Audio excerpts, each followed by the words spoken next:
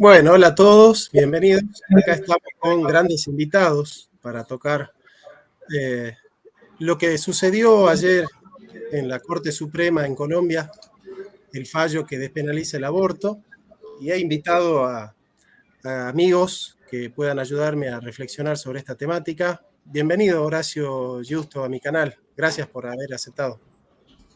Bueno, en primer lugar, gracias por la invitación. Para mí es un honor poder estar tanto con usted, con los demás compañeros, con los que vamos a estar intercambiando un par de ideas que, insisto, venimos a aprender, venimos a compartir lo poco que uno sabe y, sobre todo, a generar un espacio de reflexión. Así que para mí, insisto, es un gusto y un honor poder estar aquí entre semejantes titanes intelectuales. Bueno, la humildad de los grandes. Ya saben, si hay algún marciano que no conozca a Horacio Justo, puede suscribirse a su canal, que tiene el mismo nombre que él, así que lo encuentran fácilmente y van a disfrutar de hermosas charlas y conversaciones y crossover que tiene con grandes exponentes del pensamiento también de derecha y no solo de derecha también. Santiago Giraldo, ¿cómo estás, amigo? Saludos, Jonathan, muchas gracias por la invitación. Un saludo a Horacio Justo, al gran Horacio Justo y también a Guillermo Ramadán. Iba a decir que Guillermo era el único que no tenía canal de YouTube de todos los contertulios, pero por ahí me acabo de dar cuenta que sí, efectivamente tiene, así que también recomiendo abiertamente que se suscriban al canal de él. Y pues bueno, yo diría buenas noches, ¿no? Diría buenas noches, pero con lo que nos acontece aquí en Colombia no son tan buenas como quisiera, güey. Así es, vamos a tocar ese tema porque es un tema que nos constriñe mucho y del cual vamos a charlar profundamente. Pero vamos a presentar a, bueno, la persona que está convocando. Hay gente que ya está pidiendo por Guillermo Ramadán acá. Están diciendo, bueno, venimos por Guillermo, mira, ahí están está. solo por él, solo por él. Ah, así que, bueno, gracias, Guille, por estar. No, bueno, gracias, Johnny, por la presentación. La verdad que este tema que nos acoja a todos, ¿no? A todos nos incumbe, en cualquier país, en toda Latinoamérica nos incumbe este tema porque realmente ha pasado en Argentina hace ya casi 2 años. Sí. Y bueno, y sigue sucediendo, siguen habiendo fallos, siguen habiendo, sacando leyes, así que tenemos que tratarlo al tema seriamente porque en este caso, en particular, a diferencia de como fue en Argentina, este caso es un fallo de corte que tiene otras características, otro peso que trata sobre un artículo particular de la ley del Código Penal colombiano y a mi entender es un poco más grave porque si hay alguien que tiene que poder decidir, ¿no? si estas leyes o no son constitucionales, en este caso no se fue por la vía de la ley, sino directamente para derogar de alguna manera un artículo, del Código Penal, entonces haciendo las veces de ley, ¿no? Este fallo hace las veces de una ley. Ya lo vemos. Lo trata de esa manera. Entonces es muy complejo el tema y eso es lo que venimos a discutir hoy. Exacto. Bueno, se acaba de sumar también Lucas Carena. Lucas, muchas gracias por aceptar, amigo, acompañarnos esta noche. No, gracias a vos, Jonathan. Muchas gracias por la invitación. Bueno, saludo a todos. Horacio, Guillermo, Santiago, gracias por la reunión, la tertulia, lo amerita. Tema importante. Lamentable. Es un tema importante. Lamentablemente es algo que parecería que ya se va a instalar, que ya están copados los grandes países de Sudamérica y bueno, parecería que es cuestión de esperar para que se instale en los demás países, ¿no? A pesar de la reticencia de los países de América Central, que hay algunos en los que el aborto está explícitamente condenado y penalizado, ni siquiera tienen las 3 causales algunos países, pero parecería que esto progresivamente va a ir avanzando, ¿no? Progresivamente porque el progresismo trabaja de esa manera, ¿no? Me gustaría, Santiago, vos que sos ahí nuestro corresponsal en Colombia, que puedas, bueno, darnos algunos pormenores de lo que fue pasando, si conoces a alguno de los que ha votado a favor de esta despenalización y bueno, algunos detalles que nos sirva para pensar. Bueno, sí, yo creo que Colombia en este caso ha destacado, normalmente suele destacar para más, lastimosamente en la región Colombia es el país que ha despenalizado con mayor ser más laxo, ¿no? Es más laxo en el tema de la cantidad de meses y semanas que le ha dado a las mujeres aquí en Colombia para poder matar a sus hijos, ¿no? En el caso, por ejemplo, de México está hasta las 12 semanas para despenalizado, en Argentina está hasta la semana 14, y aquí en Colombia está hasta el mes sexto, ¿no? Que vendría a ser 24 semanas, ¿no? A lo que nos estamos enfrentando aquí en Colombia, ya desde hace varios años, especialmente desde el año 2006, es que a través de la Corte Constitucional también se dio un fallo que se conoce como el fallo C355. Directamente desde allí se regulaba el aborto en Colombia porque estaba penalizado y sigue estando penalizado, ya vamos a entrar a hablar específicamente con eso, está penalizado a través del artículo 122 del Código Penal, ¿sí? Pero que tiene 3 excepciones que en el año 2006, pues entró a través del fallo que dio la Corte, en donde pues ya conocemos específicamente las 3 causales, ¿no? Que no solamente operan aquí en Colombia, sino que operan en toda la región, ¿no? Por el tema de violación, por el tema de salud o por el tema de salud de la madre. Ya sabemos que aquí ellos operan bajo el concepto de salud que da la OMS, ¿no? Que es muy ambiguo, que allí entra a disputar la parte social, la parte psicológica, ¿no? Y el médico y el psicólogo que trabajan en estos centros abortistas aquí en Colombia son meros notarios, ¿no? Que lo único que hacen es certificar lo que necesita el centro abortivo para poder practicar el aborto de forma legal, ¿no? Aquí en Colombia. Y la causal de malformidad, ¿no? Que también se ha prestado para muchas ambigüedades aquí en el país. Efectivamente, aquí en Colombia se puede abortar hasta el 9º mes. Aquí en Colombia, como lo mencioné anteriormente, es prohibido abortar, exceptuando las 3 causales, ¿no? Pero esas 3 causales, pues le permiten a las mujeres poder abortar hasta el 9º mes. Aquí en Colombia tenemos el caso muy conocido que se dio a conocer en todo el mundo, que es el caso de Juanse, ¿no? Un niño abortado, un bebé de tan solo 7 meses, en donde su papá, pues, le pidió a la madre que por favor no matara a su hijo, pero hicieron caso omiso y terminaron por acabar la vida de Juanse, ¿no? Colombia resalta para este tipo de cosas malvadas y terroríficas. Y bueno, el día de ayer no fue la excepción, ¿no? Efectivamente, con el fallo que dio la Corte, y bueno, lo dio a conocer a través de su comunicado de prensa. En este comunicado de prensa nos decía que pues aquí en Colombia ya es posible poder abortar hasta la semana 24, es decir, hasta los 6 meses. Yo no sé si ustedes son conscientes de cómo luce un neonato de 24 semanas, ¿no? Es que hay 50% de probabilidades de que viva.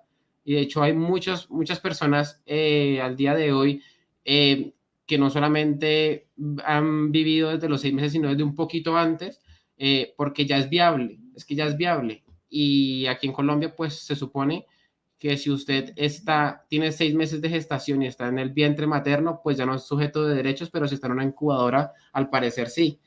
Y bueno, adicional a eso, pues lo único que puedo adicionar y comentar más con respecto a eso es que hasta la semana 24 es posible abortar y de ahí en adelante la mujer puede abortar, pero tiene que acudir a las 3 causales, ¿no? Tiene que utilizar estas 3 excepciones para poder abortar. Como le digo, aquí en Colombia se puede abortar hasta el 9º mes desde el año 2006. Los colectivos abortistas aquí en Colombia no se han quedado muy contentos, digamos, han celebrado, ¿sí? Pero si ustedes le preguntan, por ejemplo, a La Silla Vacía, a Causa Justa, que es prácticamente la gran organización que reúne a su vez mayores instituciones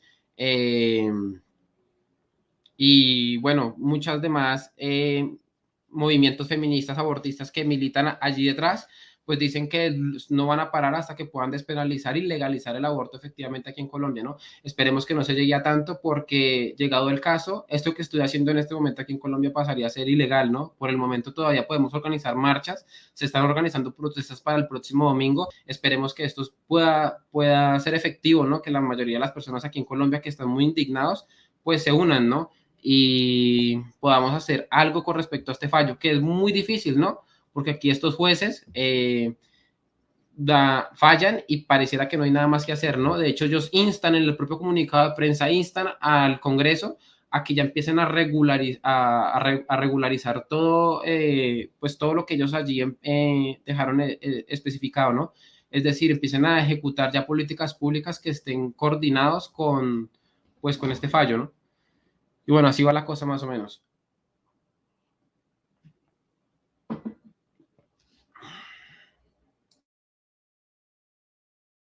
Perdón, estaba tratando de compartir pantalla. Santi, vamos a compartir los datos de la marcha que se está por realizar el día 27 de febrero, Marcha por la Vida desde el Parque Nacional de Bogotá a las 10 de la mañana. ¿Es correcta la información, Santi? ¿Estás muteado?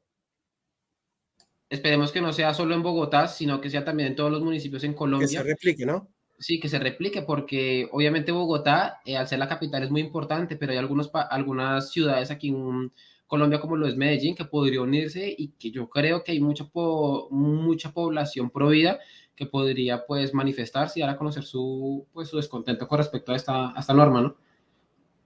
Bien, Santi. Bueno, acá tenemos a dos buenos analistas como son Lucas y Horacio, pero quisiera pasar a Guille Ramadán para que nos cuentes, vos que estuviste leyendo un poco el fallo. Antes de ir a por qué está pasando lo que pasa, nos gustaría que nos cuentes qué está pasando ahí en Colombia o qué ha pasado. Bueno, en realidad, cuando uno lee el comunicado, no es el fallo concretamente, sino el comunicado que ha sacado la Corte, donde explica un poco el porqué, pone las causas de por qué ha fallado de la manera en que ha fallado. Lo primero que se dice es, se estaba cuestionando lo que se llama exequibilidad condicionada. En realidad, esta palabra, exequibilidad, tiene que ver con si la norma del artículo 122 del Código Penal es constitucional o no es constitucional. Eso es lo que se estaba discutiendo acá. Y en realidad lo que ellos dicen es que ciertamente es constitucional, pero condicionadamente. Y ahí ponen el tema de las 24 semanas. Posterior a las 24 semanas, el artículo 122 sigue siendo efectivo, ¿sí? Pero anterior a las 24 semanas, no. Posterior a eso, que es la primera parte del comunicado, es donde, como bien decía Santiago, se insta al Poder Ejecutivo a promover e implementar políticas públicas. Y acá me gustaría leer un pedazo, porque cuando dice, estamos en segundo, exhortar, allí, en la segunda página, donde dice, formulen e implementen una política pública integral que evite los amplios márgenes de desprotección para la dignidad y los derechos de las mujeres gestantes y a su vez proteja el bien jurídico de la vida en gestación sin afectar tales garantías a partir del condicionamiento de que trata el resolutivo anterior. O sea, ellos lo que pretenden es decir, nosotros nunca vamos a dejar el bien jurídico que se estaba protegiendo en el artículo 122, que es la vida, no lo estamos afectando. ¿Sí? Ellos pretenden decir esto en el fallo, lo cual es muy grave, ¿no? Porque ellos quieren hacerte ver que no van a afectar nunca ese bien jurídico, que ellos buscan sostener el bien jurídico, pero con ciertas atenuaciones, ¿sí? Con ciertas, de alguna manera, tretas jurídicas que van a utilizar para poder decir que solamente vamos a defenderlo a partir de la semana 24. Cosa que, bueno, que es grave, ¿no? Después empiezan a hacer un estudio y empiezan a decir, dentro de los principios jurídicos, a mí me interesaría que veamos eso, dice, cuando estudia el caso concreto, empiezan a hacer 4 cargos que se plantean. Ellos dicen que hay 4 cargos que ellos quieren destinar. Se les presentaron 6, este grupo feminista presentó 6 cargos, ellos aceptaron solamente 4, con los cuales les parece suficiente como para emitir este fallo. Y plantean 4, yo los voy a mencionar y luego quizás los podemos ir leyendo. El primer cargo es la presunta vulneración del derecho a la salud, ¿sí? Artículo 49 de la Constitución, y los derechos reproductivos de las mujeres, las niñas y las personas gestantes. ¿sí? Entonces, una de las causales, digamos, de este fallo es atender al derecho a la salud de la mujer y los derechos reproductivos, ¿sí? Esto es algo que se repite en otras leyes, ¿no? En realidad, esto no es una ley, cosa que es muy diferente de cómo se trató acá en Argentina, por ejemplo. Luego tenemos el segundo cargo, presunto desconocimiento de la libertad de conciencia, y acá tiene que ver con la voluntad de la mujer, ¿no? La libertad de conciencia se refiere a la voluntad de la mujer de traer al mundo una vida o no. Ya vamos a ver cómo es que utilizan argumentos falaces para poder justificar esto. Después tienen otro cargo que dice presunto desconocimiento de la finalidad constitucional de prevención general de la pena y la característica constitucional adscrita al derecho penal como mecanismo de última ratio. O sea, ellos están planteando de que existen otros mecanismos mejores que plantear una pena para la mujer. Eso es lo que están diciendo ellos. Dicen, eso tiene que ser lo último. Y si tenemos otros mecanismos mejores, como por ejemplo educar, ya no, esto no sirve para el caso del aborto. Entonces, van planteando estas cosas y después creo que había uno más. A ver, acá. Bien. Dice, la protección del bien jurídico de la vida en gestación es una finalidad constitucional imperiosa. Bueno, y acá es donde tienen una contradicción bárbara porque, claro, ellos dicen que la protección de la vida es una necesidad, proteger la vida es una necesidad imperiosa, es imperioso esto. Pero bueno, después, a medida que va desarrollando las causales, que eso si quieren lo vamos leyendo, realmente se contradicen de una manera espectacular. Y después, para finalizar, como para no hacerlo tan largo, es interesante el por qué eligen las 24 semanas. Es muy interesante, y acá sí se los voy a leer porque la verdad que ellos no lo pueden decir mejor. Dice, si se pretende un óptimo constitucional, ellos están hablando hasta acá de una tensión. Hay una tensión entre la vida del feto, ¿sí?, la vida de la persona en gestación y de la madre, de sus derechos reproductivos. En esa tensión, ellos dicen, si se pretende un óptimo constitucional, ellos piensan que un punto medio en este caso va a ser una buena solución, que proteja de manera abstracta ambas magnitudes en tensión. El punto fundamental de la distinción no puede ser otro, dice, no puede ser otro que aquel en el que es posible considerar que se rompe la dependencia de la vida en formación de la persona gestante. Así como decía Santiago, acá están pretendiendo de que como es que a partir de esa semana el bebé puede ya salir de la panza de su madre y tener muchas probabilidades de subsistencia, ellos dicen, bueno, como que ya es un poco más autónomo, y al ser más autónomo, bueno, tiene derecho a terminar la gestación. De alguna manera, así es como están tratando esto.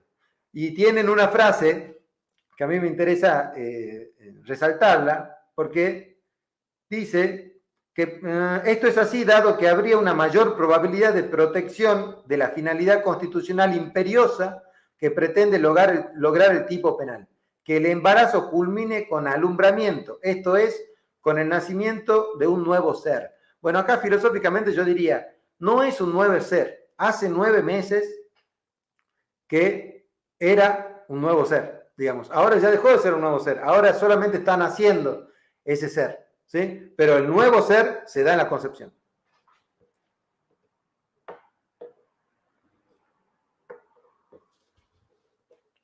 Perfecto, Guille, muchas gracias por el paneo que hiciste, muy, muy claro, muy introductorio y muy completo. Querido Lucas, ¿por qué está pasando esto en América Latina? ¿Nos podés hacer un diagnóstico? Sí, ¿me escuchan bien? Por momentos se me entrecortaba, pero no sé si es mi conexión o en general Se te escucha perfecto. Por eso, bueno, gracias. Lo escuchaba a Santiago, que está poco cerca del problema, el análisis que hizo Guillermo atentamente. Bueno, efectivamente estamos ante una nueva embestida de un franquiciado internacional de la industria del infanticidio prenatal, más conocido como aborto. Pero lo que hay es una promoción, porque en ninguno de los casos en los que se están dando estas leyes aprobatorias, en este caso un fallo, una sentencia de una corte constitucional, después podemos ver esa disquisición, cómo esto supera todos los singularismos de los países y homologa y una tendencia globalista internacional. Después podemos comparar con el caso argentino, porque en el caso argentino nosotros tenemos una constitución que adhiere, ¿no?, con jerarquía constitucional al Pacto de San José de Costa Rica. Entonces no hay una legislación específica que condene al aborto, porque no es necesaria. Tenés el Código Civil que define el concepto de persona, y tenés, digamos, el Código Penal, ¿no? Que con eso ya se cae de madura. Después lo que tenés es un fallo del 2012, el fallo FAL, que fue enseñado muchas veces en las universidades, en las facultades de Derecho, como fallo arbitrario, justamente, inconstitucional. Pero amén de eso, en el caso colombiano hay una singularidad que la explicaban bien los chicos, que es que como hay una legislación específica, la ley 599 del de 2000, por el cual se expide el Código Penal, en su artículo 122, lo que tuvieron que hacer, a diferencia de nuestro caso, que es sancionar una ley inconstitucional e ir a corromper legisladores, sobre todo senadores en el año 2000, y darlos vuelta, en el caso de Colombia lo que tuvieron que ir fue a corromper jueces, es decir, a ministros de la Corte, porque lo que había que revisar es la constitucionalidad de la ley que tenía las características punitivas sancionatorias respecto del aborto. Fíjate cómo las singularidades de cada país se articulan de una manera ingenieril para ser superadas en favor del aborto, que es una franquicia internacional de la industria del infanticidio prenatal. Ahora, esto que bien explicaron ellos, digo, y nos debemos detener, y seguramente Horacio, que algo estuvo publicando en sus redes, va a poder dimensionar un poco con mayor precisión. Lo que nosotros, digo, tenemos que indagar es qué es un feto de 24 semanas. Les pido por favor que reflexionemos un poco lo que es matar a un niño que ya tiene entre 21 y 22 centímetros, que pesa promedio 700 gramos, donde en esta semana ya alcanza la mayoría de el desarrollo pleno de los órganos sensoriales. Vida, no hace falta decirlo, hay desde el momento de la concepción, cuando se forma el cigoto, no está en discusión, pero digo, es tan terrible esto, que estamos hablando de que lo que separa a un sujeto pleno de derecho, que en ambos casos tiene ya un tacto, un olfato, un oído, papilas gustativas desarrolladas, incluso los estímulos que llegan desde el exterior en una semana 24, es cuando el bebé más se mueve, interactúa, porque ya después, sexto al octavo mes, ya la placenta es como que queda apretado, el bebé no se mueve, nunca se mueve y se desplaza tanto un bebé como cuando está en estas semanas de gestación. A través del líquido amniótico se sabe que el feto es capaz de distinguir sabores y olores. Por supuesto, todavía no puede ver por falta de luz, pero ya hay incluso una degustación y estímulos gustativos. Pero hay algo que es todavía más importante, que es la producción de los pulmones del surfactante pulmonar, que es una sustancia que ayuda al intercambio del oxígeno con los pulmones. Ya hay actividad pulmonar, es decir, la oxigenación no es solamente por el cordón umbilical, por la sangre oxigenada que le transmite la madre, sino que ya hay una actividad pulmonar autónoma, y muchas veces, yo por supuesto que no vengo de los campos médicos, ni mucho menos de la obstetricia, ni de la neonatología, pero muchas veces se estimula esta sustancia porque si el bebé nace prematuro, con 6 meses, ya puede tener respiración autónoma, es decir, lo que separa a un bebé de 24 meses prematuro, ¿no? O lo que le impide ser asesinado y descuartizado legalmente, es una placenta. Es una placenta, porque hay muchos niños a esa edad que son, con ayuda y con artificio, muchas veces, claro, exactamente, por eso se habla, creo que Santiago lo mencionó, se habla de que a esa semana se habla de lo que es algo sumamente importante, que es la maduración y la vitalidad que tiene el feto. Esto de la viabilidad fetal, la viabilidad fetal. Ahí es donde se pone como límite esto de la viabilidad fetal. Pero es terrible, ya más allá incluso de que existían atenuantes, y quiero ser breve, somos muchos, ya había atenuantes, ¿no? Esto de la sentencia 355, creo que era la que determinaba un poco estas excepcionalidades, que eran violación e incesto o malformación fetal. Esto de la malformación, que ya era cuestionable porque nos remite a una de las tantas leyendas negras que los romanos hacían escudriñando la semblanza de Licurgo de los espartanos, ¿no? Pero que tenía que ver con que en el monte Taygeto, desde un risco, los espartanos tiraban a los bebés malformados. Bueno, el progresismo del siglo XXI promueve prácticas susceptibles de ser adjudicadas a las culturas más paganas y retrógradas en materia de derechos humanos. Ahora, digo, con todo este combo de cosas que se dijeron, lo que a mí me llama sumamente la atención, ¿no? Es esto, ¿no? El franquiciado internacional que busca desarticular las singularidades, las particularidades de cada país y llevar a homologar a todos, ¿no? A una situación donde, bueno, la legislación o fallos, en este caso, desde el Poder Judicial en favor del aborto, más allá que en ninguno de estos países, insisto, penalizaba efectivamente a la mujer que abortaba, tiene la única intención y promueve la moción de prohijar el aborto, ¿no? Y estatizarlo. Ese es el gran problema que tenemos, ¿no? Eso pretexto de una falacia que se llama afirmar el consecuente. Como los países de avanzada tienen aprobado el aborto, los países periféricos, atrasados y un largo etcétera de adjetivaciones deberían hacer lo mismo que hacen los países de avanzada. Como si, porque legalizamos el aborto, mañana vamos a tener mejores condiciones económicas, un mejor estándar de vida, un mejor ingreso por cápita. Es decir, hay una falacia de afirmar el consecuente. Es decir, te dicen que como si nosotros imitamos las peores prácticas de los países, entre comillas, de avanzada, nosotros nos vamos a alinear y nos vamos a convertir en uno de ellos, ¿no? Esa es la falacia que hay detrás de todo este mapa del aborto a nivel mundial y al cuyo tren nos obligan, ¿no?, a todos a subirnos. Así que bueno, eso prima facie me parece que es lo que lamentablemente tengo que decir de este tema, lamento por nuestros hermanos colombianos que hasta ahora estaban exentos de este terrible flagelo.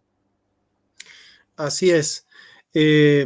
Curiosamente, los países europeos, a partir de la conquista de América, esto lo desarrolla Immanuel Wallerstein, se van configurando en países centrales, ¿no? Y se va identificando a Europa con la civilización, con el progreso, con la historia, y se va creando un sistema mundo donde hay países de periferia y países de centro, ¿no? Esto es una geopolítica que va marcando un poco la hegemonía cultural del pensamiento eurocéntrico, ¿no? Pero quería ir con Horacio, porque yo escuché que él desarrolló un concepto que es culturas tanáticas, ¿no? Y bueno, quería preguntarte, Horacio, ¿cuál es el objetivo? ¿Hacia dónde van estas culturas tanáticas? ¿Por qué se instala la devaluación de la dignidad humana sistemáticamente? Qué pregunta compleja y sobre todo que me toca exponer ante 4 grandes intelectuales donde vengo a ser el más insignificante de todos.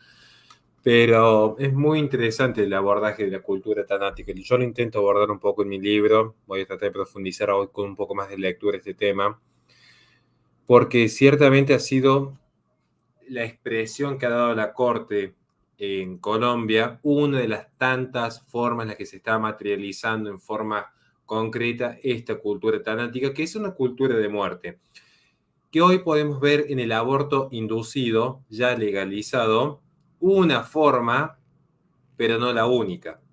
No podríamos irnos de tema, pero tenemos que empezar a abordar un sinfín de cuestiones que vienen ya traídas del famoso primer mundo, muy entre comillas, donde se empieza a romantizar la vida sin sentido, se empieza a romantizar un consumismo exacerbado, se empieza a tratar de darle una suerte de romantización al fin de la vida. Estoy siendo lo más cuidadoso posible con el lenguaje, pero creo que la gente adulta me va a lograr entender.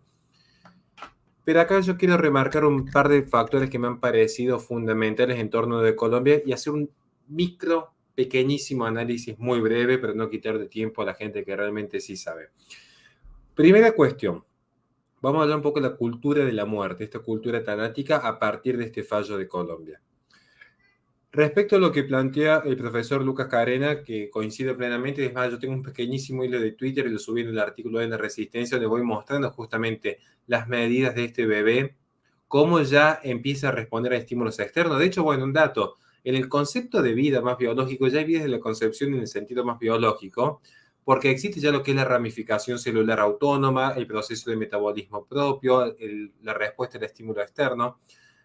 Digo, acá hay que tener en cuenta algo que es muy importante. Lo quiero remarcar ahora mismo.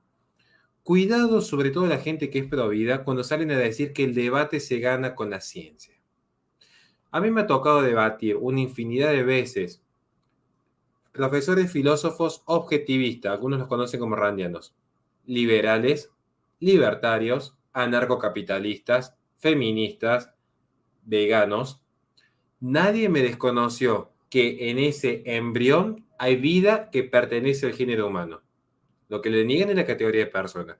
Digo esto porque creo que es momento de empezar a elevar el debate en algún punto. Incluso tenemos que elevar el debate en materia moral. Ahora, lo que ha hecho la Corte, no quiero remarcar y ser incisivo en lo que planteó muy bien el profesor Carina, quiero remarcar esa parte así, ¿qué se está matando? Deja abierta la posibilidad que aún después de las 24 semanas, y aduciendo una causal de abuso, aduciendo alguna de las causales previas, también se puede eliminar esa vida. O sea, porque de repente la gente acá se horroriza porque en Virginia se plantea de dejar sin atención médica si la práctica abortiva falla y esa vida de 25 semanas sale vivo fuera del cuerpo materno. Acá se han horrorizado algunos. Y lo mismo que está sucediendo en Colombia. Es más, si nos ponemos a hilar fino en la ley argentina, es exactamente igual, ¿eh? No hay límite aduciendo un abuso sin denunciar, obviamente, penalmente, sin demostrar la veracidad de los hechos. Aduciendo un abuso, no hay límite. Entonces, yo tengo una visión mucho más pesimista todavía de lo que ha sucedido. Respecto a lo que es la cultura tanática, es una cultura de la muerte. Pero hay profesores muy interesantes su pregunta. Yo siempre digo, las grandes preguntas ya encierran la respuesta en la misma pregunta. ¿Por qué se está quitando la dignidad humana? Porque ya ni siquiera existe el ser humano. Hoy el ser humano es fungible. ¿Quieren que les dé un ejemplo muy concreto para que la gente lo pueda ver y materializar en forma simple? Observen, pues, un dato curioso. Aquí en Colombia ya se ha legalizado de facto el aborto, como en la mayoría de partes del mundo. Al mismo tiempo, en China se permite, y ya se está experimentando, el desarrollo embrionario monitoreado por inteligencia artificial a partir de un útero creado artificialmente. ¿Esto qué significa? Que la propia noción de ser humano ya se vuelve fungible. Ya ni siquiera hace falta el hombre, en un sentido bien amplio de la palabra del ser, ya ni siquiera hace falta el hombre ni para iniciar un embarazo ni para terminarlo. El hombre simplemente está allí arrojado al mundo, diría Heidegger. Pero en el sentido más concreto de la palabra está arrojado porque no se lo necesita para nada el ser humano. Hoy el hombre es fungible, es reemplazable. ya ni siquiera por las propias máquinas, por otro tipo de ser humano creado artificialmente. Y esto es parte de la cultura tanática. ¿Por qué? Porque es un ser humano que desde el albor de las ideologías del siglo XVIII viene profundizando una idea específica del progreso indefinido, y las ideas tienen consecuencias. ¿En qué sentido tiene consecuencias vinculadas a la cultura tanática? Es un ser humano que al enarbolar las banderas de la libertad, la igualdad y la fraternidad, al enarbolar las banderas que sostenían ni dioses ni reyes, en esta idea de que solo el presente importa, no hay pasado, entonces aparece la eutanasia, no hay futuro, aparece el aborto. Cuando solo tenemos este presente, ¿qué es lo que nos queda? Ese hombre aspirando a la perfección. ¿Y por qué cae en el presente? Porque ¿qué es lo perfecto? Dirá Aristóteles entonces. Es perfecto lo que nada sobra y nada falta. De allí es que incluso Platón va a decir que justamente el verdadero tiempo es la eternidad, porque no hay un paso, porque no hay una transición, porque no hay una modificación que haga saltar del acto de la potencia al acto. Entonces, este ser humano que está buscando su propia perfección, este ser humano necesita erradicar toda noción de cambio, y es cuando aparece la muerte. ¿Por qué? ¿Qué es lo más perfecto que puede llegar a conocer el hombre? Descontando a nuestro Señor Jesucristo. La muerte es perfecta, es inalterable, naturalmente y en forma, entre comillas, inconsciente, porque detrás hay una gran mano invisible, parafraseando a la noción de Dan Smith, hay una gran mano invisible que ha movido los hilos del mundo, pero digo, aparece la muerte porque es el último bastión de perfección que le queda al ser humano, esa noción de inalterable. Es un ser humano que necesita liberarse por completo de su identidad, de la moral, de Dios, de las ataduras, de la familia, de la patria. Y por eso surgen estos fenómenos. Por una cuestión muy sencilla. Acá lo que se ha hecho, y con esto cierro porque no puedo extender ante semejantes intelectuales, quitar de tiempo a ellos, pero quiero remarcar algo. En esta noción de la liberación de la mujer, a mí sinceramente no me suena que esto vaya a ser una política socialista, de una izquierda marxista, de estos comunistas que vienen a generar de suerte de comunismo de útero. Yo lo quiero remarcar, esta es mi posición.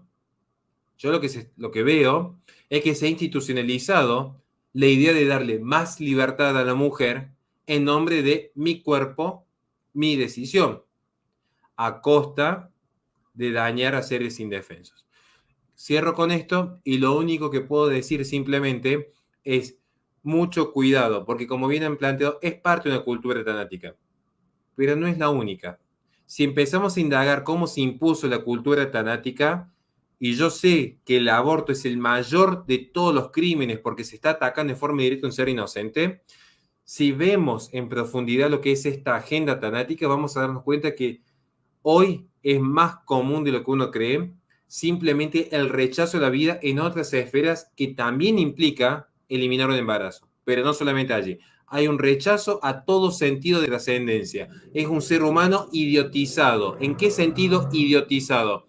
En el idios, la pertenencia a sí mismo. De ahí viene el prefijo idio, idiosincrasia, idioma, idiota. Una persona que solo se quiere bastar a sí misma. La atomización del individuo, donde se pierde noción del otro. Así aparecen fenómenos desde el aborto inducido hasta el metaverso. Está todo íntimamente vinculado. Una persona como un átomo con esta idea del individuo que lo único que hace es quedar completamente desnudo, sin cuerpos intermedios como Dios, patria y familia, frente al verdadero sistema de poder que ha establecido la hegemonía que hoy se vive. Perdón por extenderme. No, excelente, Horacio. Ahí la gente está celebrando tu intervención magistral, realmente magistral. Bueno, Eduardo Arce hace una intervención ahí que dice...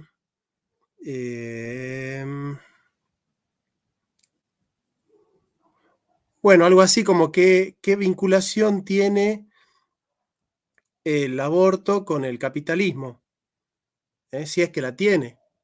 Bueno, un saludo grande a Juan Carlos Monedero, Un grande. Un grande. Es más, le podemos mandar el link para que se sume si es que puede, ¿no? Santi, ¿qué tal? ¿Podés compartirnos algo con respecto a eso del aborto y el capitalismo? ¿Tienen alguna vinculación el aborto con el capitalismo? Ya, bueno, muy interesante lo que se ha mencionado anteriormente por parte de Horacio, por parte de Lucas, por parte de Guillermo y también por parte de Jonathan. A ver, ¿qué relación encuentro entre el aborto y el capitalismo? Yo creo que está íntimamente relacionado, más de lo que algunos liberales quisieran aceptar, ¿no? Aquí en Colombia yo tengo muchísimos videos hablando sobre varias organizaciones pro aborto que militan directamente en esta causa justa, que es como la mayor organización que se ha creado aquí en Colombia. Fueron los que presentaron esa ley, esa tutela que hizo a la propia Corte entrar a revisar si la sentencia 122 del Código Penal, el artículo 122 del Código Penal era inconstitucional, ¿no? Y esta organización recibe muchísimo dinero de George Soros. Aquí, por ejemplo, una de las otras organizaciones que recibe también demasiado dinero de George Soros, de la Open Society Foundation, es un gran portal llamado La Silla Vacía, que abiertamente en su propia página colocan la cantidad de dinero que reciben de George Soros al año, ¿no?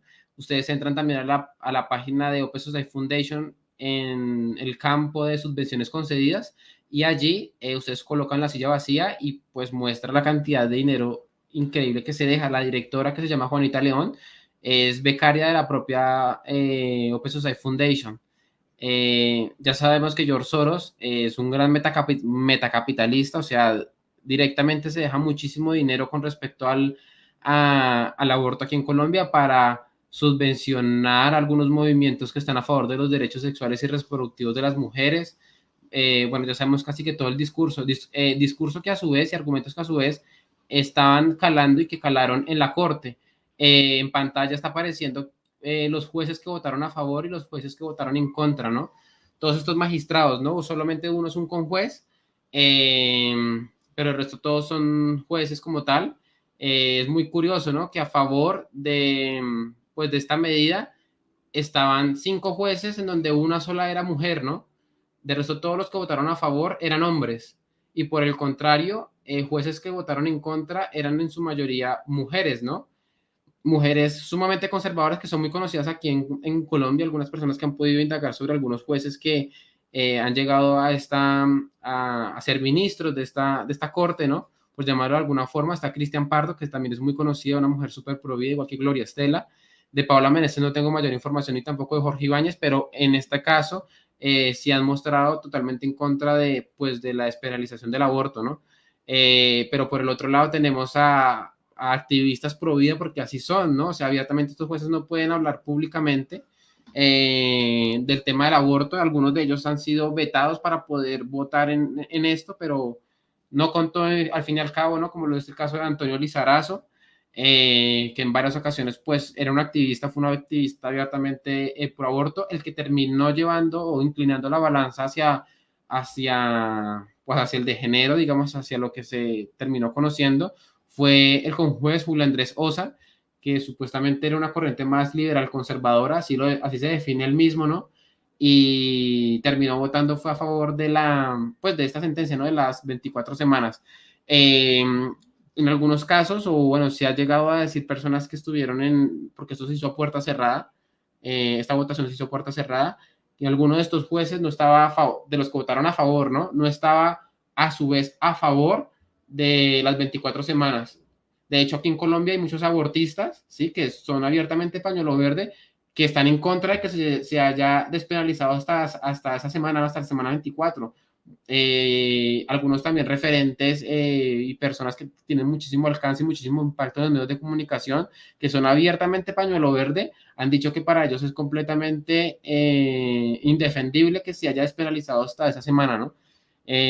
Pues porque obviamente ellos dicen que no, que el aborto pues debería ser defendido solamente hasta la semana 12, ¿no?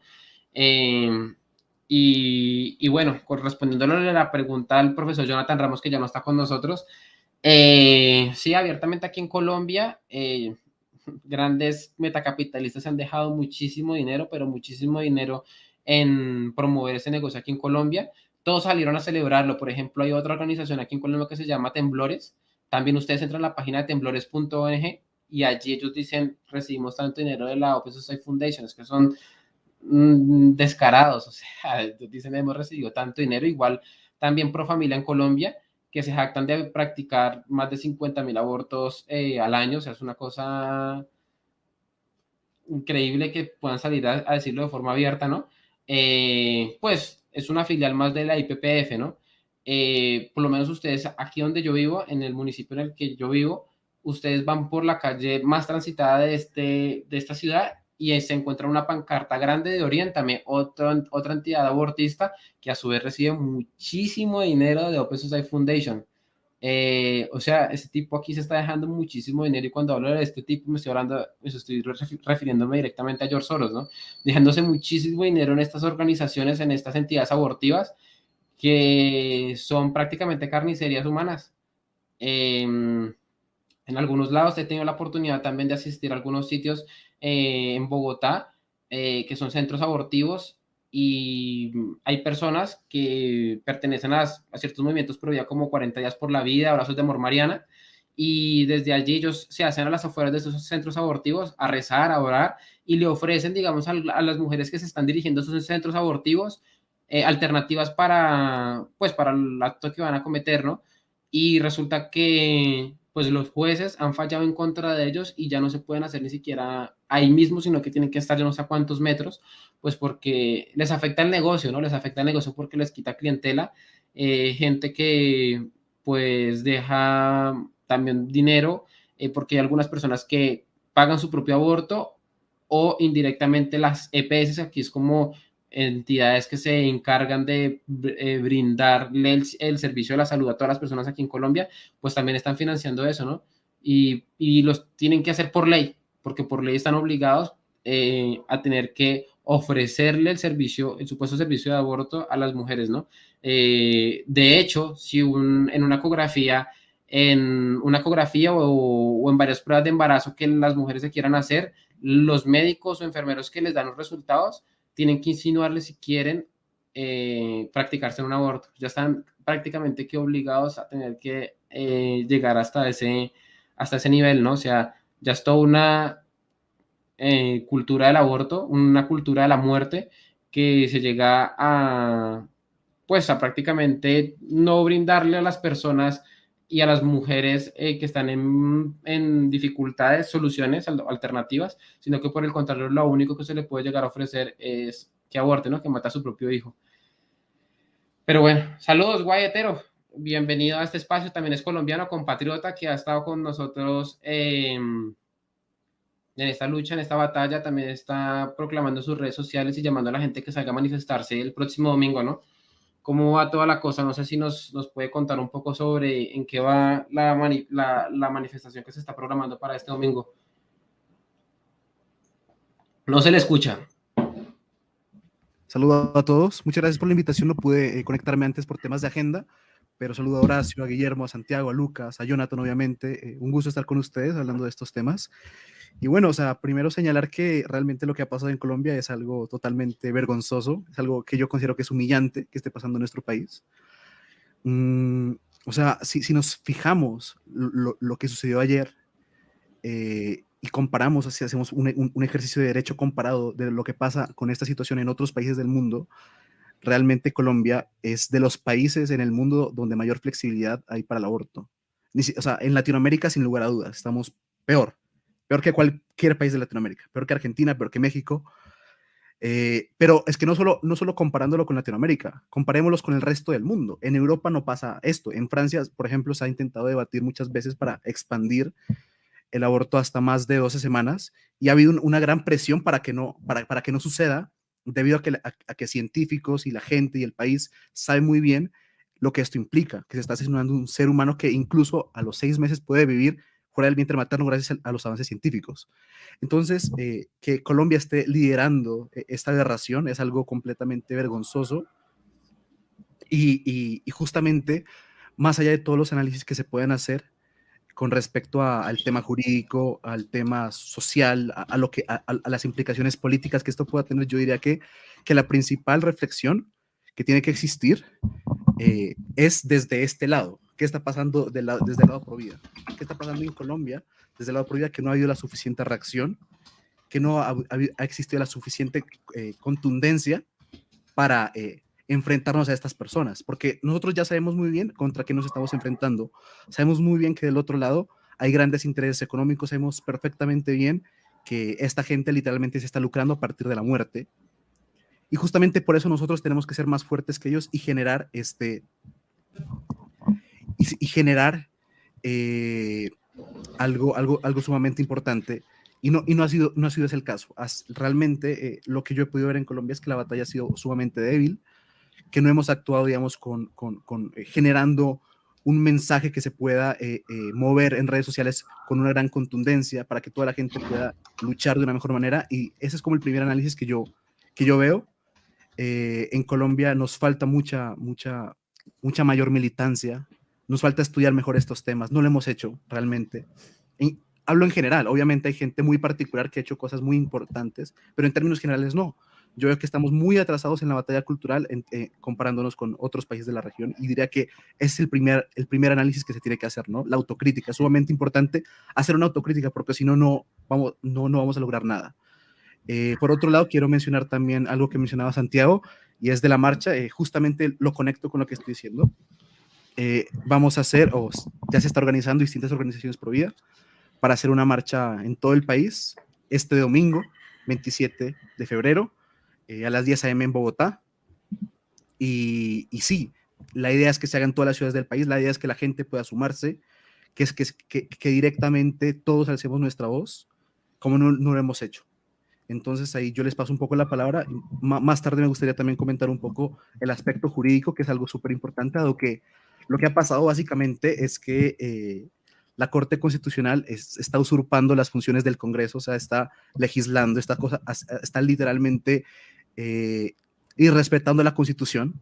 O sea, lo que pasa en Colombia es que Colombia culturalmente sigue siendo un país mayoritariamente conservador, pro vida, y entonces lo que tienen que hacer estos grupos es directamente entrar al poder que no es democrático, que es el Poder Judicial, y a partir de ahí apalancar todas estas agendas.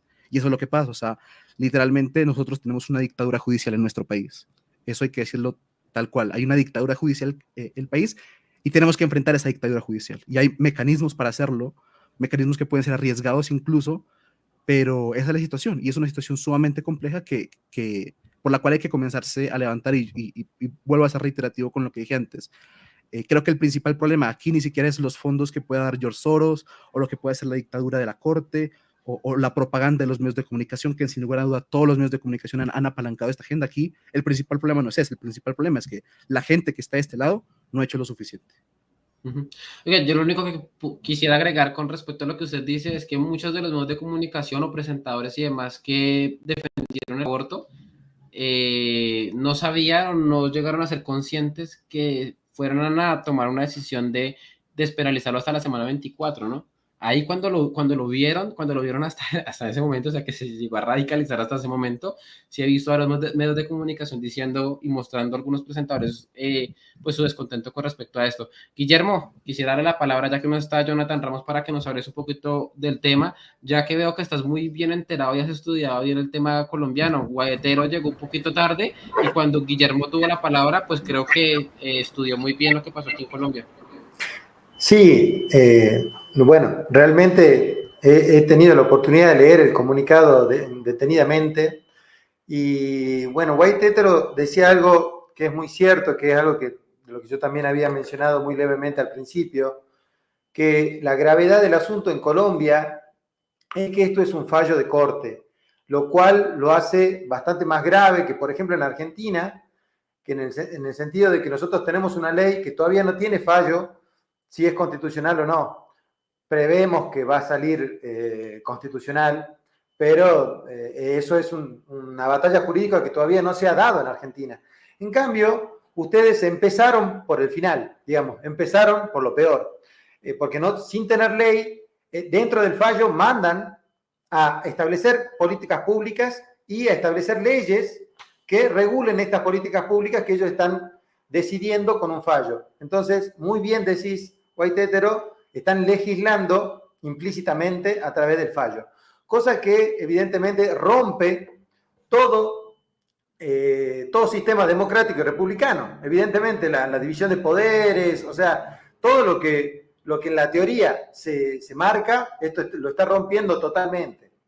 Bueno, como siempre, ¿no? O sea, siempre sucede en estas batallas que hay, y es mucho peor porque evidentemente ellos están tomando, y esto de las 24 semanas es bastante interesante porque nosotros tenemos que entender la gravedad del asunto en el fondo. Ellos están tomando dos derechos, la vida y la autonomía, ¿sí? Cuando ellos consideran que la autonomía es suficiente para existir fuera de la madre, ahí es cuando el embrión, el feto, la persona gestante la persona en gestación está disponible para tener el derecho a vivir, ¿sí? Entonces, para ellos no todas las vidas son iguales.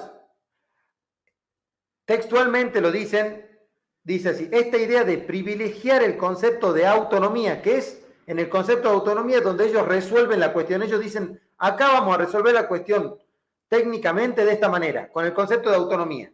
¿Sí? Dice, esta idea de privilegiar el concepto de autonomía es igualmente consecuente con la tesis ampliamente desarrollada supra, según la cual la vida es un bien jurídico que se protege en todas las etapas de su desarrollo, ¿sí? Así dice primero, pero no con la misma intensidad, ¿sí? No con la misma intensidad. Para ellos no es lo mismo defender una vida al inicio de su gestación que al final. Y sigue diciendo, dado que no se trata de un derecho absoluto, ellos no entienden que si no hay vida no hay derechos, ¿sí? O sea, si no hay vida, no hay derecho que defender, no hay autonomía, no hay ningún tipo de derecho si no hay vida. Dice, es por esto que su protección mediante el derecho penal como finalidad constitucional imperiosa también es gradual e incremental. Y ahí esto es gravísimo, porque evidentemente ellos consideran que la vida se puede determinar gradualmente. O sea, uno de alguna manera es más persona a medida que va avanzando su desarrollo. Y eso es inaceptable, eso es mucho más peligroso. O sea, la verdad que uno prefiere quedarse en las luchas, como decía Horacio, que ya nadie discute, de que si hay vida o no hay vida. Porque por lo menos uno entiende que moralmente esa persona entiende que no hay vida, entonces, bueno, moralmente todavía es rescatable, digamos, pero en este caso es totalmente aberrante.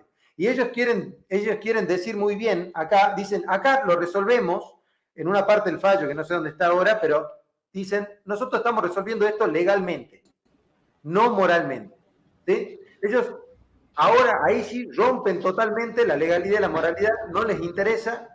Ellos dicen, a nosotros no nos importa lo moral, nosotros vamos por lo legal, tenemos un argumento, que es un argumento falaz, como lo vimos, y es totalmente imposible de sostener, ¿no? O sea, es fácilmente destruible. Ahora a mí me interesa que nosotros entendamos esto. Ellos inician, no lo vamos a leer porque es quizá un poco largo, pero inician todos sus argumentos con algo que es cierto, que es verdad.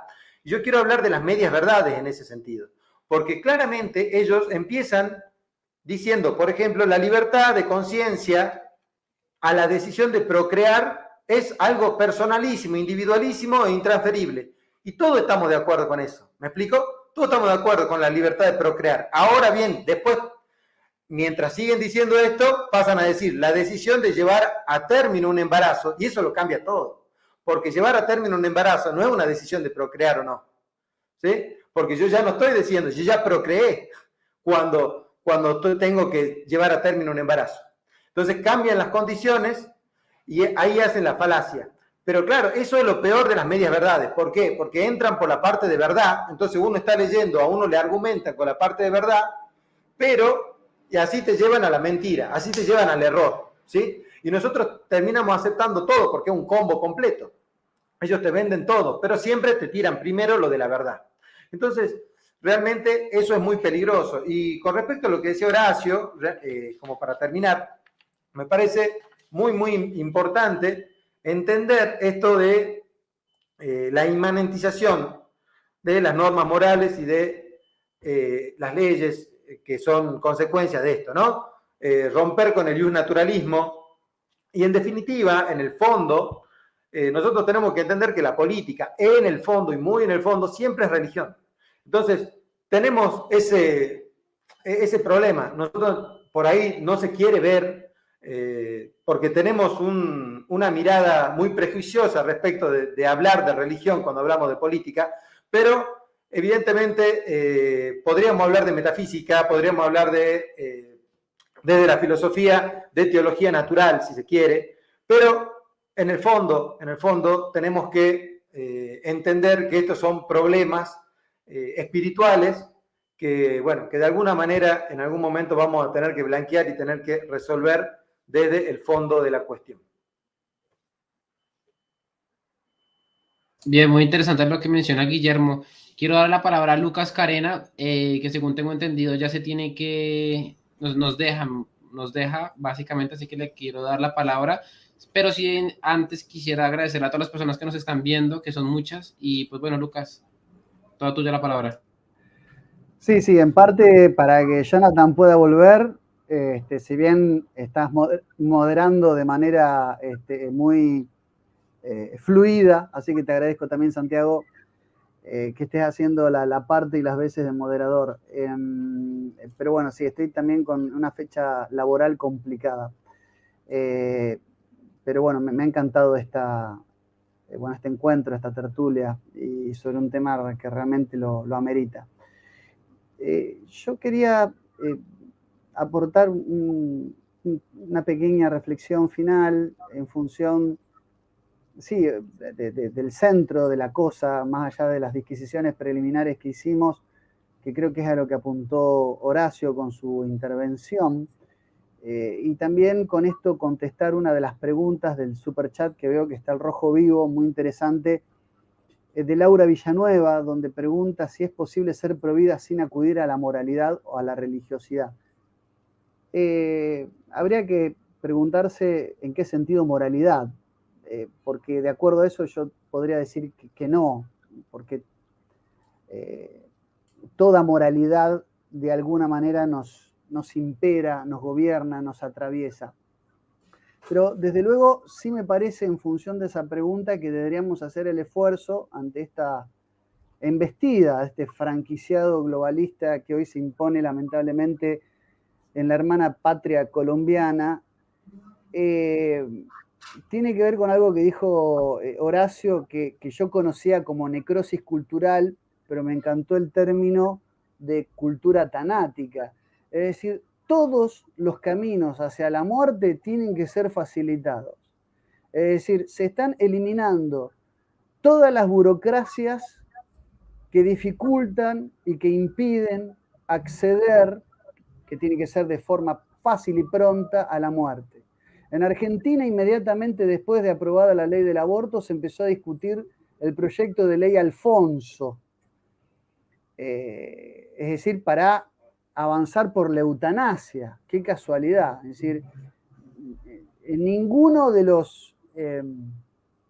las encuestas, que por lo menos en Argentina hace la Universidad de San Andrés, donde se hace una especie, bueno, de sondeo de los temas más importantes y acuciantes de la sociedad, aparece la eutanasia como por lo menos un tema prioritario. Sin embargo, ya hay proyectos de legisladores para empezar a discutirla, ¿no?, en nuestras legislaturas, la posibilidad de, bueno, matar a nuestros débiles y a nuestros minusválidos. ¿Por qué? Porque lo que dice Horacio, lo que se está abriendo la puerta es a una ingeniería que permita una biopolítica. Acá no vamos a ponernos a hacer también consideraciones Foucaultianas, pero entendida en sentido amplio, la vía política es aplicar las categorías de la administración pública a la vida, es decir, administrar la vida, quiénes viven, quiénes mueren, cuántos viven, con qué calidad de vida se tiene que vivir o es preferible la muerte.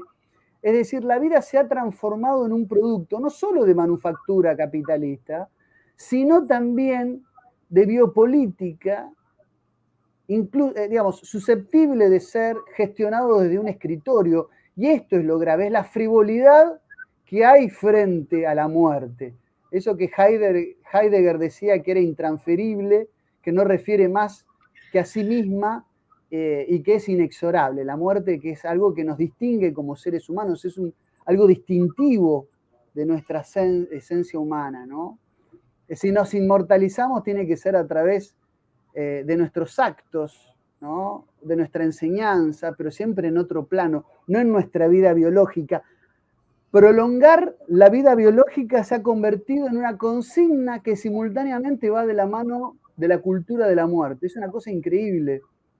Como, por ejemplo, ciertos círculos neomarxistas están festejando la subrogación de vientres como una nueva forma de colectivismo de alma de colmena. Nadie tiene que tener una identidad familiar porque esto es burgués, dicen los neomarxistas. Si tal cosa como neomarxista existe, ¿no? Pero ya hay voces que aplauden la idea de que la subrogación de vientres, pese a ser uno de los negocios capitalistas más concentrados hoy del mundo, al mismo tiempo es una bandera tremoleada por la extrema izquierda porque considera que el día de mañana se va a proletarizar el oficio de prestar un vientre, de alquilar un vientre, va a ser un oficio proletarizado, agremiado, sindicalizado, mujeres que prestan su vientre, y que esto va a diluir, ¿no?, la idea patriarcal de una familia biológica tradicional. Fíjense cómo convive una idea de extrema izquierda colectivista con un negocio millonario para unos pocos, que ustedes ya mencionaron, que van desde la Planned Parenthood a un George Soros y compañía, y que baja en los distintos países con distintas fundaciones, Casa Fusa, Fundación Huésped en Argentina, o las distintas instituciones que muy bien Santiago mencionaba, que participan, que son los brazos ejecutores en Colombia. Quiero decir, para terminar, digo que esta cuestión biopolítica, esta necrosis social, cultural o cultura tanática, y con esto me despido, es quizás la forma más exacerbada e indeseable de una doble realidad en la que el hombre se adentra. Un grupo, un grupúsculo que juega a ser Dios, a administrar la vida, ¿no?, a ponerse en el pedestal de administrar la vida, y otra gran mayoría que como nunca antes en la historia de la humanidad está siendo cosificada.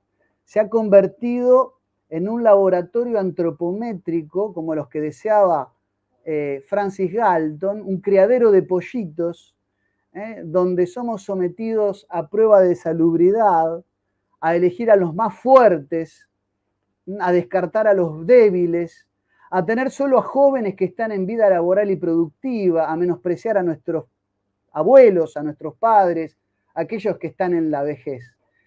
Es decir, estamos en la nueva doble era del Homo Deus, de aquellos que se juegan a ser Dios, como el libro de Harari, y al mismo tiempo, y paradójicamente, de un hombre cosificado, de los nuevos cobayos de la civilización transhumanista. Yo les agradezco un montón debatir esto, les agradezco un montón, este ha sido un panel de lujo, realmente cada vez que comparto estas tertulias con Guillermo, con Jonathan, con Santiago creo que es la primera vez, ni hablar con White Heteromen, me encantó tu nombre, y bueno, ni hablar con una personalidad de fuste, ¿no?, en nuestro país, que es don Horacio Giusto.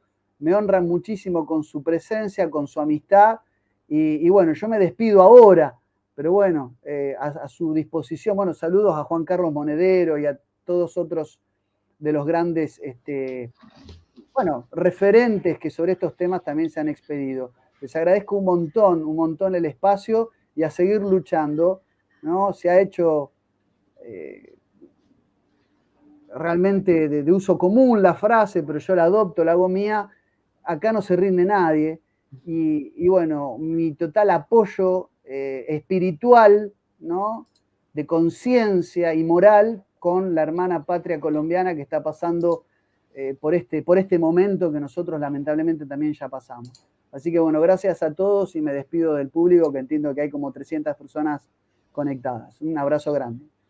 Muchas gracias, Lucas, por su intervención. Esperamos podamos usted y yo colaborar en un futuro. Un saludo. Bueno, Por supuesto. Hasta luego. Hasta luego. Procedo a darle la palabra al gran Horacio Justo, porque en 10 minutos, según tengo entendido, tiene que ir a realizar su trabajo como padre de familia. Así que toda suya la palabra. De hecho, tengo que justamente pido mil disculpas porque si por mí fuera, estaría todo el día escuchándolos. Debo reconocer que yo nunca había tomado contacto con Guillermo Ramadán y me ha cautivado, de hecho, una persona que puede estar escuchando y aprendiendo de él durante horas. A mí también. Uno que de repente ya lleva un tiempo transitando en esto que a veces se llama una batalla cultural, prefiero hablar de una batalla espiritual en mi caso, se da cuenta rápidamente cuando del otro lado hay un influencer o cuando hay realmente una persona que piensa, que sabe, que reflexiona. Digamos, ya con el tiempo uno se da cuenta cuando hay alguien serio. Así que para mí hoy me llevo una grata sorpresa para bien. Así que yo invito, si alguien ha venido a este vivo por recomendación mía, que lo busquen, que lo investiguen, que sigan aprendiendo de todas las personalidades que están hoy acá, particularmente de él, que, insisto, para mí es una revelación. Ya para finalizar, además de agradecerle a Jonathan Ramos por el honor de poder estar en su canal, me siento como muy halagado de poder venir a visitar. Quiero, a veces, digamos, nosotros, en mi caso, que escribimos a lo que es una filosofía conservadora, naturalmente, por nuestro posicionamiento conservador, tenemos una tendencia al pesimismo. De hecho, decimos irónicamente entre nosotros que en realidad somos optimistas muy bien informados. Pero lo cierto es que no quiero cerrar con un mensaje derrotista, un mensaje triste, un mensaje de bajar los brazos. Es cierto que estamos por demás diezmados, políticamente y culturalmente. Diezmados y fragmentados. Es cierto que a nuestro espacio, en general, le falta un proceso de madurez. Yo lo veo constantemente.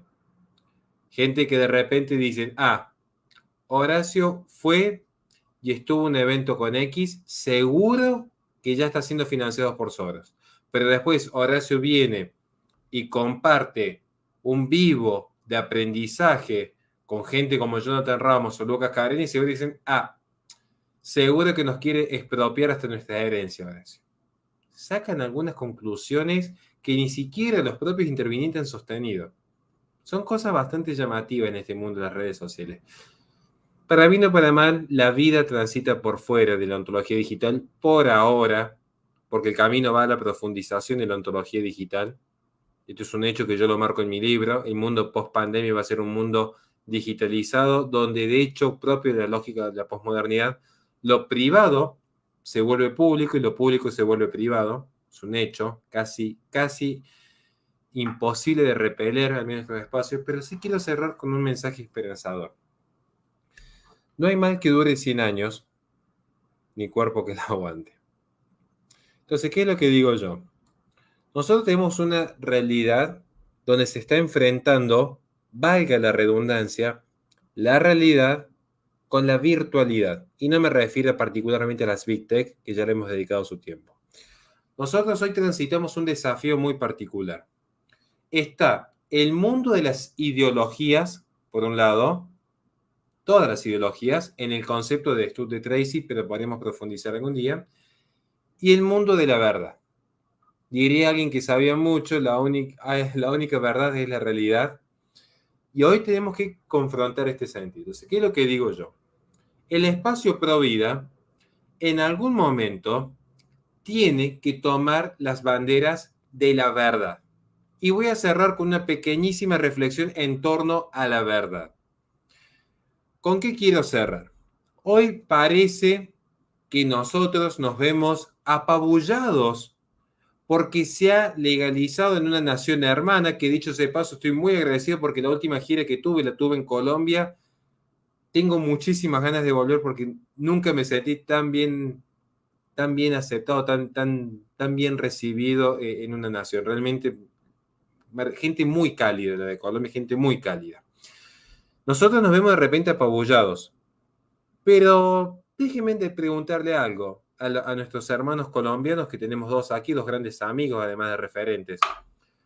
¿Cuántas mujeres conocen ustedes que hayan abortado?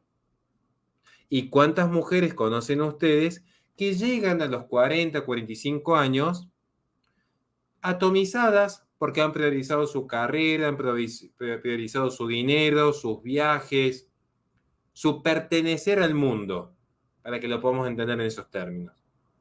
Cada uno es libre de elegir. Yo en eso no lo voy a discutir. Ahora, para uno elegir, para que exista más libertad, tiene que haber más conocimiento de la verdad. No se puede amar lo que no se conoce. Y lo que hace el sistema, además de legalizar ciertas prácticas, es obnubilar a la persona. Le hacen creer que solo la vida atomizada es la vida que merece ser vivida. Y uno no puede amar la vida en familia si no conoce la propia noción de familia. Si de repente se dice que así como cualquier persona puede ser hombre, mujer, perro, gato, de acuerdo a su autopercepción, cualquier noción puede ser familia. Volvemos a Guillermo de Ockham. Volvemos a la raíz de muchos de estos problemas. Entonces, ¿con qué me quiero ir yo? Con un mensaje esperanzador. Si queremos rescatar la cultura de la vida, si queremos recrear la cultura de la vida, tanto nosotros como las nuevas generaciones tienen que conocer esta cultura de vida. Y para esto les digo, ¿cómo hacemos para que conozcan una cultura de vida? Para que amen, para que conozcan y puedan amar eso que están conociendo. Bueno, aquí está el gran desafío. ¿Por qué digo esto? Voy a invertir ahora la carga. Supongamos que Jonathan Ramos y yo, que tenemos muchos puntos de acuerdo, tenemos ciertas diferencias que son sanas dentro del espacio, los debates son sanos, son prolijos, permiten elevar la mente, no venimos a adoctrinar, venimos a generar espíritu crítico, pero vamos a coincidir hay un punto en el que sí o sí vamos a coincidir, además de la causa pro vida. Ambos queremos un proyecto de nación sano y próspero para nuestra querida Argentina. Ambos sentimos un profundo amor por nuestra patria. Estoy hablando de Jonathan, que lo conozco fuera del ámbito de las redes. En este proyecto, nosotros vamos a decir, bueno, si queremos generar riquezas en la nación, sabemos que es importante respetar la propiedad privada. Mínimamente no vamos a fomentar el robo, mínimo. Ahora, ¿alcanza para generar riquezas en una nación oponerse al robo seguro, legal y gratuito? Es razón necesaria, pero no suficiente.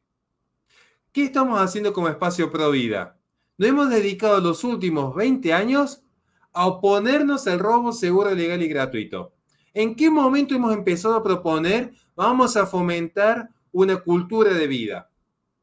Porque si no, somos los típicos aduladores de la tribuna, insultando a uno, tirando piedras al otro o aplaudiendo al que metió el gol. ¿Cuándo vamos a empezar a ser protagonistas? ¿Quieren recrear la cultura de vida? Sean luz. Algunos lo serán en su ámbito religioso, iluminando almas. Puede ser un pastor, puede ser un sacerdote, en su vocación de llama a Dios. Otros lo serán en la academia, iluminando mentes, ya no espíritus. Y otros lo serán como padres de familia. Cada uno sabrá cuál es su llamado. Ahora, les digo algo. ¿Quieren recrear la cultura de la vida? Empecemos a entender que las redes sociales son una herramienta, no un fin.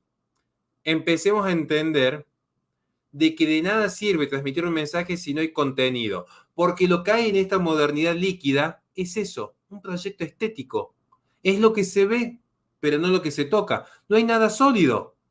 Lo que está haciendo la cultura tanática es volver líquido cual Narciso, que solamente es un proyecto político que se ve, pero que no hay nada sustancial, porque ni siquiera el mal tiene sustancia. Si el mal no es más que la ausencia de bien. ¿Y nosotros qué vamos a hacer? ¿Volvernos personas sin sustancia como el mal? ¿O empezar a generar un proyecto sólido donde sí podemos definir lo que es el bien, lo que es lo bueno, bello y cierto? Mi mensaje esperanzador, ¿saben cuál es? Y quieren que se los diga así, quitando todo lo coloquial. ¿Por qué nos preocupamos tanto por los progres? Si en definitiva esta gente ni siquiera se reproduce. Ahora, si nosotros caemos en la lógica de ellos, en sus formas de vida, consumistas, ideologizadas, atomizadas, bueno, a ver, la culpa no es del chancho, es del que le da de comer. Ellos están proponiendo un proyecto de vida tanático. Ahora, ¿qué estamos comprando nosotros? ¿A qué estamos adhiriendo? Este es el punto de cuestión. ¿Estamos realmente dándole un sentido de trascendencia en nuestras vidas? Yo cierro con estos. Yo posiblemente, y sin ningún problema, porque esto me lo dice todos los días un montón de haters, ojalá te mueras, me lo viven diciendo todos. ¿Saben cuál es el tema, gente? Que yo no le tengo miedo a la muerte. Yo todos los fines de semana me pongo los guantes de boxeo y me encanta la adrenalina, pero yo el día que me encuentre con mi creador, yo ya sé que dejé en este mundo 2 hijas maravillosas destinadas a la gloria de Dios. Yo dejé 2 almas que participaban en el Logos Divino materializado en este mundo para participar en un proyecto de vida junto a mi querida esposa, que también somos copartícipes en este proyecto.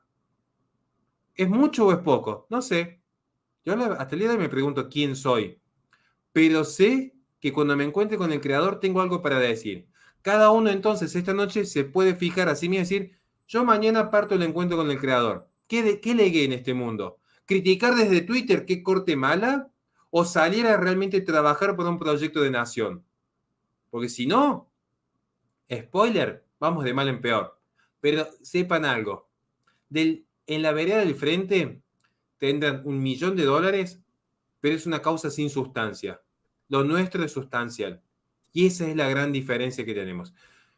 Pido 1000 disculpas que yo me tengo que retirar, pero justamente, como dijo Santiago que sabe, tengo que ir a dormir a mi nena y preparar todos los gajes del oficio como padre de familia.